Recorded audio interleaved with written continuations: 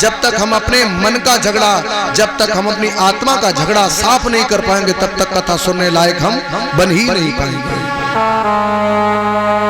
क्योंकि मटुकिया आपकी भरी है और उसमें पूरा पानी भरा है, कहीं 100 ग्राम और पानी मिल जाए तो उसमें भर सकता है? नहीं भर सकता ना, क्योंकि वो पहले से भरी पड़ी है। तो ये दिमाग है ना, ये पहले से भरा पड़ा है लड़ाई झगड़ा दुनियादारी से, तो कथा में मन ही नहीं लगता है। क्योंकि भजन करण की बिरी आई, सुरत भैंस में अटकी, माला चली जान दे सटकी। बॉडी तो पंडाल में पड़ी, मन इधर उधर है। निवेदन है जितनी बहुएं इस पंडाल में बैठी हैं, ये भी दिखा दे दूसरा मामला, कितनी बहुएं इस पंडाल में बैठी, उनसे निवेदन है कितनी बहुएं ऐसी हैं जिनकी सासें बहुत अच्छी है, वे हाथ उठाओ।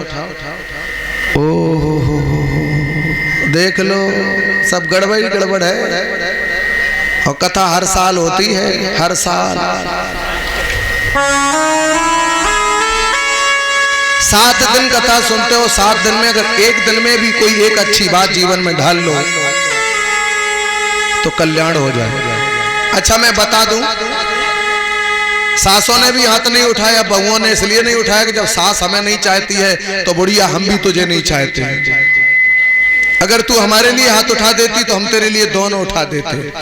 और याद रखना, सासों भले ही तुम्हारे अंदर बहू के लिए कपट पर हाथ उठाना था, क्योंकि क्षमा बड़न को चाहिए छोटन को उत्पात, और का बिगड़ो प्रभु को जिन भृगु मारी लात। भृगु जी ने भगवान की छाती में लात मार दी, फिर भी भगवान ने क्षमा कर दिया। तो क्षमा तो बड़न को चाहिए। ये सास बहू का झगड़ा घर में क्यों है मालूम है? ये सासों की कमी है, बहू की नहीं है। अब माता कह रही होगी हम पे थोप दी तुमने पूरी कथा।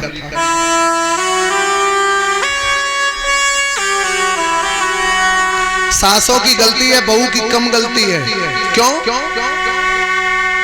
बताओ, विचार करो, तुम्हारी लड़की तुम्हारे घर में रही, और तुम्हारी लड़की जब तुम्हारे घर में रही तो उस लड़की ने 1000 गलतियां की, और हजारों गलतियों को तुमने क्षमा करके लड़की के पीले हाथ कर दिए। और लड़की आज तुम्हारे यहाँ आती और जाती, फोन पे बात भी होती है। तुम्हारी लड़की ने 1000 गलतियां की, तुमने क्षमा कर दिया। अच्छा लड़का की बहू आ जाए, उस पर 1-2 गलती हो जाए तो ढिढोरा पीट देती है मोहल्ले में, हमारे लड़का की बहू ऐसी है, वो वैसी है, वो ये करती, वो करती। तब बहू कहती बुढ़िया वैसी हम नहीं है तो ऐसे ही बन के दिखाएंगे, अब तू क्या कर लेगी मेरा, करके दिखा।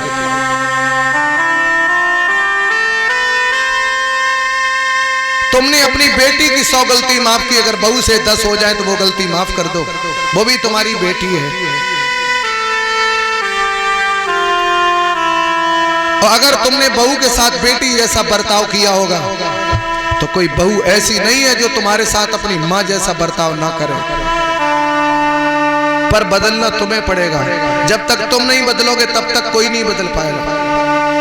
क्योंकि इंद्र हो बर तिल जरे और खेत गेहूं को खाए, और राजा हो चोरी करे, फिर न्याय कौन से जाए? प्रजा का जब राजा ही खराब होगा, चोरी करेगा, तो प्रजा के हालात खराब हो जाएंगे। मैं बिल्कुल रियल बात बता रहा हूँ साहब। मैं स्कूल में पढ़ता था तो हमारे क्लास में एक लड़का था, बीड़ी पीता था। मैं कक्षा 9 में पढ़ता था, और वो बीड़ी पीता था, उसको आदत लग गई, अपने बाबा को बीड़ी जला के देने जाता होगा तो रास्ता में 1-2 फूंक मार लेता था, तो उसको हैबिट पड़ गई। तो बाबा के बंडल में से वो बीड़ी 1-2 निकाल करके और लाता था। एक दिन उसने क्या किया, घंटा खाली था तब तक उसने बीड़ी जलाई, और बीड़ी जला के जैसे उसमें खींचने लगा तब तक उधर से क्या हुआ, गुरुजी आ गए। अब बीड़ी उसने बुझा नहीं पाई तो ऐसे ही पीछे कर ली, और पीछे वाले की टांग में लगी तो पेंट जला उसकी खाल जल गई। और वो तुरंत चिल्लाने लगा, है गुरुजी इसने तो जला दिया। क्या हुआ? बोले बीड़ी से जलाया। तो गुरुजी ऑफिस में भागे और रोल उठा के लाए। गुरुजी ने हाथ पकड़ा और चेला के मारने चले, कहा नालायक बीड़ी पीता है। अच्छा गुरुजी पहले से राजश्री पुड़िया डाले थे मुंह में, तो जैसे ही चेला का हाथ पकड़ा कि नालायक बीड़ी पीता है, चेला ने डंडा पकड़ा, गुरु से बोला नालायक तू तंबाकू खाता है। अब बताओ गुरु मारने की पोजीशन में रहे, क्योंकि जब तक अवगुण अपने अंदर से नहीं निकाल पाओगे, जब तक तुम खुद नहीं संभल पाओगे, तब तक संसार में किसी को नहीं संभल पाओगे। मैं स्कूल में पढ़ता था, आप सब पढ़े होंगे, जब प्रार्थना होती थी लाइन सीधी नहीं होती थी। अच्छा जब लाइन सीधी नहीं होती थी तो गुरुजी ने एक फार्मूला बताया, बड़े दिमाग से सुनना। बात हम कहीं की कह रहे, पर बात अब आप समझना कहीं तो लाइन सीधी नहीं होती थी। तो गुरुजी ने एक फार्मूला बताया कि लाइन में खड़े हो जाओ और अपने से आगे दूसरे लड़का की खोपड़ी से तीसरे की खोपड़ी देखो, अगर दिखाई ना पड़े तो लाइन यहाँ से चाहे शाहबाद तक हो, लाइन अपने आप क्लियर हो जाएगी। तो याद रखना, खुद संभलो, अपनी पत्नी को संभालो, अपने बच्चों को संभालो। जब आप में परिवर्तन और बदलाव हो जाएगा तो तुम्हारे पड़ोसी में भी निश्चित बदलाव हो जाएगा। क्यों? देखा होगा तुम अपनी बेटी का विवाह गेस्ट हाउस में करना, पड़ोसी चाहे कर्जा ले ले फिर करेगा वही काम वो भी। तो इसलिए जब तुम संभलोगे तो पड़ोसी भी संभलने की कोशिश करेगा, और तुम बिगड़ोगे तो पड़ोसी संभलने की कोशिश नहीं, वो भी बिगड़ने की कोशिश करेगा। तो इसलिए किसी कवि ने सुंदर शब्दों में वर्णन किया है, माताओं पहले अपने आप को संभलना पड़ेगा, और जब हम बहू के साथ बेटी जैसा बर्ताव करेंगे तो बहू हमारे साथ निश्चित माँ जैसा बर्ताव करेगी। सास बहू का रिश्ता मत रखो, सास बहू के रिश्ते में तो नेवला और सांप जैसा झगड़ा है ही है। इसलिए बहू से बहू मत कहो, बहू सास से सास मत करे, तुम उससे बिटिया कहो और वो तुमसे माँ कहेगी। झगड़ा ही नहीं जीवन में हो सकता है। और अगर झगड़ा रहेगा तो कभी घर में लक्ष्मी नहीं आती है, वो चाहे पति पत्नी का झगड़ा हो चाहे किसी का हो। एक जगह पति पत्नी में झगड़ा रहता था, एक लड़का था। अच्छा ये होता, कई एक पत्नी ऐसी होती वो सुबह उठ के सबसे पहले पति से ही लड़ जाएंगी। तो 3 प्राणी घर में थे।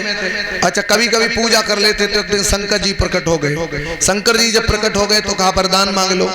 शंकर जी बोले एक काम करो, तुम 3 प्राणी हो, तुमको हम एक एक वरदान देंगे, मांग लो। तो सबसे पहले वो दादाजी का नंबर आया, बोले तुम वरदान मांग लो। दादाजी बोले महाराज हम इस बुढ़िया से बहुत दुखी हैं, तुम एक काम करो, इस बुढ़िया को सुअरिया बना दो। भगवान ने एक वरदान देने के लिए कहा था, भगवान बोले मस्त ऐसा ही होगा, तो बुढ़िया सुअरिया बन गई। अब बुढ़िया जब सुअरिया बन गई तो दूसरा नंबर आया वो सुअरिया बुढ़िया का वरदान मांगने का। तो भगवान बोले सुअरिया से, बुढ़िया अब तुम वरदान मांग लो। बुढ़िया बोली महाराज एक काम करो, हमें 18 साल की लड़की बना दो। भगवान बोले है मस्त ऐसा ही हो। अब जब 18 साल की लड़की बन गई वो, अब बुढ़े देख रहे हैं, अब लड़का और बचा है वरदान के लिए। अब लड़का खुशामत, बाप लड़का की खुशामत कर रहा, बेटा अम्मा अपनी जैसी हती वैसी बनवा लो, नहीं तो जे अम्मा तो रोटी देने वाली नहीं है। तो लड़का से कहा वरदान मांग लो। लड़का बोला महाराज हमारी अम्मा जैसी हती वैसी बना दो। भगवान बोले है मस्त ऐसा ही होगा। तो तीनों जैसे के तैसे ही बने रहे और वरदान भी मांग लिया। लड़ाई झगड़ा के कारण कुछ भी कर नहीं पाया, क्योंकि जहाँ लड़ाई झगड़ा होता है वहां बुद्धि काम करती ही नहीं है। अच्छा एक जगह देख लो, एक बुढ़िया थी, अब बुढ़िया थी उसके बहू के कोई लड़का पैदा नहीं हो रहा था, आंखों से अंधी थी, घर में धन भी नहीं था। भगवान प्रकट हो गए, भगवान बोले बुढ़िया से वरदान मांग लो, पर दोनों में प्रेम बड़ा था। भगवान ने कहा वरदान मांग लो। बुढ़िया ने सोचा अगर आंखें मांग रहे हैं तो दौलत नहीं, दौलत मांग रहे हैं तो बहू के बेटा नहीं, क्योंकि जो जीवन में सोच समझ के काम करते हैं वो सदा सफल होते हैं, क्योंकि बिना विचारे जो करे सो पाछे पछताए। बुढ़िया ने कहा प्रभु हमें थोड़ा मौका दे दो, 1 घंटे बाद आना। भगवान 1 घंटे बाद आए, वरदान मांग लो। बोले प्रभु वरदान? बोले हाँ। बोले 1 देंगे? बोले मांग लो। बुढ़िया बोली हे प्रभु आपकी बड़ी कृपा जो आप हमारे यहाँ आए और आप हम एक ही वरदान मांग रहे। बोले मांग लो। बोले बाबा जी हमारे यहाँ सोने के पालना में लालना खेले और हम देखें। एक ही वरदान भाव, यानी सोने के पालना में बहू के कोई बेटा नहीं तो वो लालना खेले और हमारी आंखें फूटी सो हम देखें। भगवान बोले बारे बुढ़िया एक ही बार में सब कुछ मांग लिया। तो याद रखना जहाँ घर में प्रेम होता है वहाँ विचार भी अच्छे होते हैं। जब विचार अच्छे होते तो सोच भी अच्छी होती है, सोच समझने का मौका भी मिल जाता है। नहीं तो कई एक बार माताओं देखा होगा पति काम करने जा रहा है और पत्नी ने झगड़ा कर दिया तो पति ने टिफिन पे फेंक दिया, बोले बाहर में जाए। जब लड़ाई झगड़ा होगी तो किसके लिए कमाएंगे? आज उसको 500 रुपए नहीं कमाएगा तो समझ लेना आज तुम्हारे घर में 700 रुपए का नुकसान हुआ है। कितने का? 700। 500 वो कमाता उधर से और 200 रुपए नित्य का जो खर्चा है वो तो हो ही रहा, तो 700 रुपए का नुकसान हुआ है। इसलिए ये कथा हमें यही समझाती है कि हमें इन चीजों से जीवन में दूर रहना चाहिए, दूर रहना चाहिए। बोल गोविंद भगवान की, बोलिए वृंदावन।